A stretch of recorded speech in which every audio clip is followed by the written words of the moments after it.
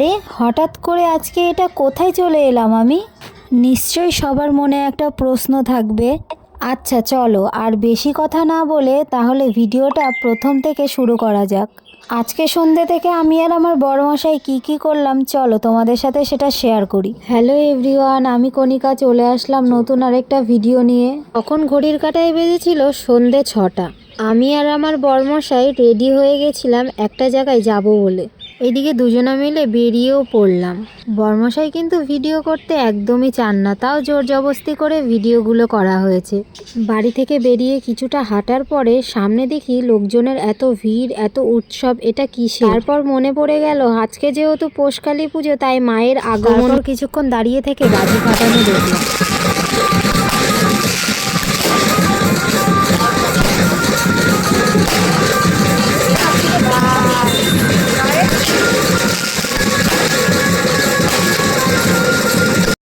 একটা শুভ কাজে যাওয়ার আগে যদি মায়ের মুখটা দর্শন হয় তাহলে মনটা প্রাণটা পুরো জুড়িয়েই যায়। তারপর আর কি, টোটোতে উঠে পড়লাম। আমরা দুজন মিলে কোথায় যাচ্ছি নিশ্চয়ই তোমাদেরকে বলবো। টোটো থেকে নেমে পড়লাম আর আমরা দুজন মিলে এসেছি আমাদের ফুলিয়া বাজারে। টোটো থেকে নেমে কিছুটা হাঁটার পরে আমরা দুজনা চলে আসলাম।